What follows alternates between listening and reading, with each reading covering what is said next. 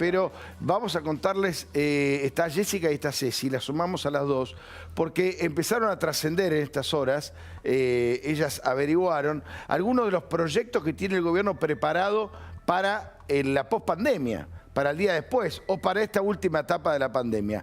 Proyectos sobre el que el gobierno quiere imponer en los próximos días, no, pero sí semanas y meses. A ver, arrancamos con vos, Jessy. Dale. Bueno, hay una tanda de proyectos que tienen que ver específicamente con temas económicos. Y que algunos de ellos deberían pasar por el Congreso de la Nación en formato de proyecto de ley. Uno de los temas que se está estudiando es un blanqueo de capitales. Blanqueo de capitales. ¿Blanqueo de capitales? Momento, sí. Ya hizo el gobierno de Macri, que eso generó mucha polémica. Lo había hecho el kirchnerismo también en 2 oportunidades, y que es aquellos que tengan plata en negro, plata no declarada, activos no declarados, lo hagan con una reducción digamos, de lo que les correspondería pagar en impositiva y demás, pero es una manera como de incentivar a que lo que se supone que es una gran parte del dinero de los argentinos no declarada, bueno, se sirva de alguna manera para eso. Pero eso no choca, choca con el proyecto del impuesto a la riqueza, ¿eso? ¿Quién va a blanquear plata si después te van a cobrar el impuesto? Sí, hay que ver el impuesto primero. Estamos hablando sobre la base de 2 proyectos que todavía no están escritos y todavía nos enviaron. El proyecto de las grandes fortunas se anunció hace mucho tiempo. Sí, quedó medio por ahí, ¿no? No aparece. Y no aparece. No digo que no vaya a aparecer, pero bueno, quedó básicamente en la nada. O sea, por un lado, entonces, blanqueo de capitales. Bien. Por otro lado, un proyecto que tiene que ver con las jubilaciones, y es establecer una nueva fórmula de movilidad jubilatoria, que es una deuda en realidad que tiene el gobierno. Ajá. ¿Por qué? Porque los aumentos que se dieron en esta primera mitad del año tuvieron que ver con aumentos por decreto. Claro. ¿Se acuerdan que dieron de baja la ley de movilidad jubilatoria? Bueno, lo que plantea el gobierno es crear una nueva fórmula de movilidad que no se va a parecer a las que había antes, va a tener un nuevo criterio.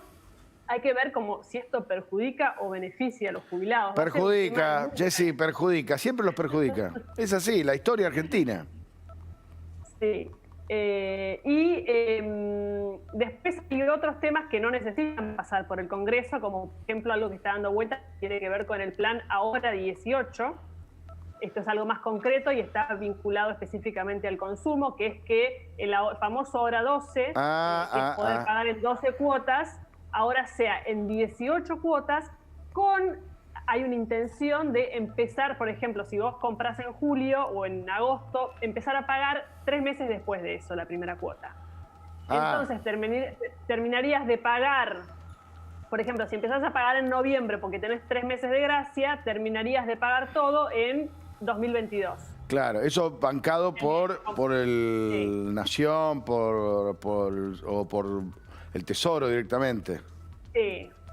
Es una financiación que lo que busca básicamente es que la gente consuma, porque la verdad es que el gran problema que va a haber es que va a haber poca plata en el bolsillo a la hora de comprar productos, comprar bienes, comprar un heladero, una plancha o lo que fuera, ¿no? Olvídate, los 10.000 pesos obviamente no alcanzan para nada. Sí, y también se están viendo, esto es lo último, proyectos que se estuvieron trabajando en los últimos días, que tiene que ver con líneas de crédito y después con cuestiones muy específicas de las economías regionales.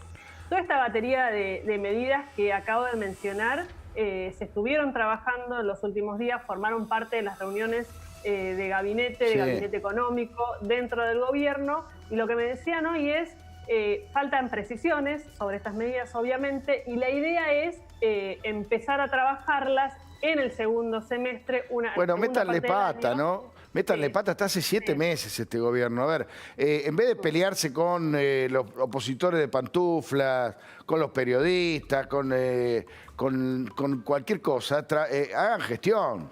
Esto que estaba contando Jessica es una buena noticia, que estén trabajando. Después uno puede estar más de acuerdo, menos de acuerdo, pero que empiecen a aparecer proyectos sobre la vida real. Si no estamos discutiendo que odiadores seriales, que odiadores anónimos, que odiadores blancos, azules. A ver, hay que trabajar. Y entre todos estos proyectos aparece, Ceci, el famoso proyecto de reforma judicial. Pero al final, ¿cuál va a ser? Bueno, qué buena pregunta, Tato. Vuelve a aparecer Alberto Fernández, la primera vez que lo dijo, que mencionó este proyecto de reforma judicial, fue el 10 de diciembre, cuando asumió la presidencia, lo reitera en la apertura en la Asamblea Legislativa el 1 de marzo, Sí. Y después lo hizo en distintas entrevistas, ¿no? Pero la diferencia que hay y de lo que podría empezar a tratarse y que dicen ingresaría en los próximos 10 días, de esta reforma, que en un momento ya incluso se había dicho está listo el papel, está listo quienes participaban y demás.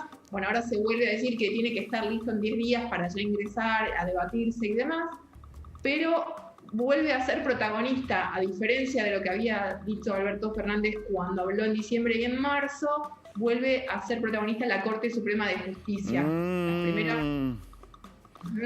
Vuelven por la Corte, vuelven por dominar la Corte, por ampliar la Corte, ¿no? Exactamente, digamos, lo que propone o lo que vuelve a poner en el tapete, como a partir de mayo empezó a decir, es la posibilidad de constituir un comité de expertos en el que habría académicos, constitucionalistas, penalistas, bueno, para discutir la posible ampliación, entre otras cosas, del número de jueces de la Corte.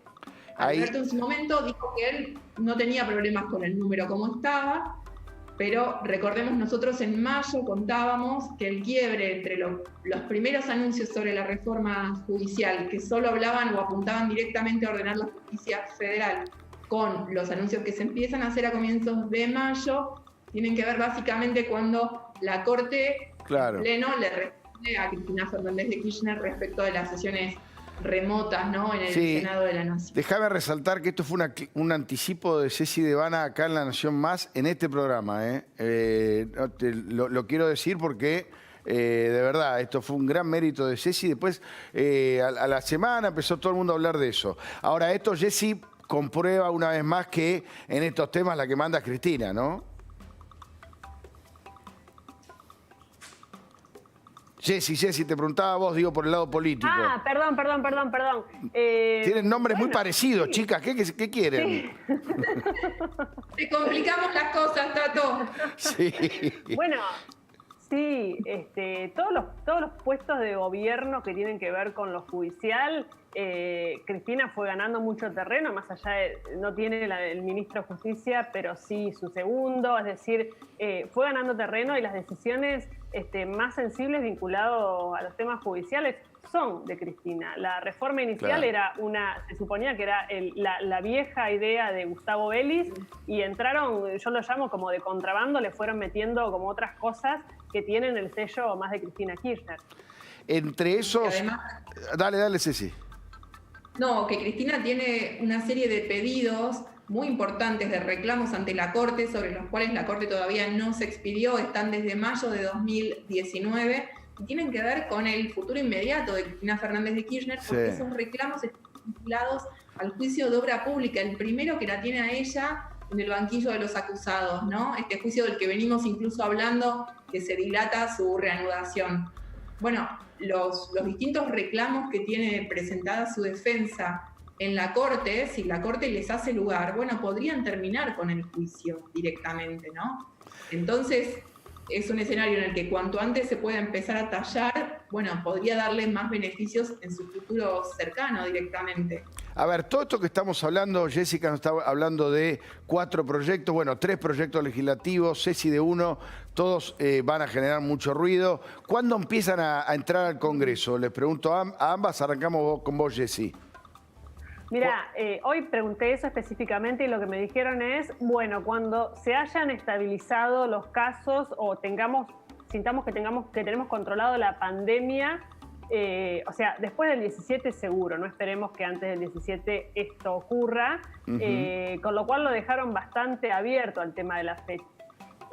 forma parte de la hoja de trabajo o de la agenda de trabajo de la segunda mitad del año. Sí. Esto es así. Y estamos hablando de proyectos que además veo difícil que se puedan debatir de manera remota, porque son complicados. Un blanqueo de capitales no es cualquier cosa. La reforma de la fórmula jubilatoria tampoco, reforma judicial menos.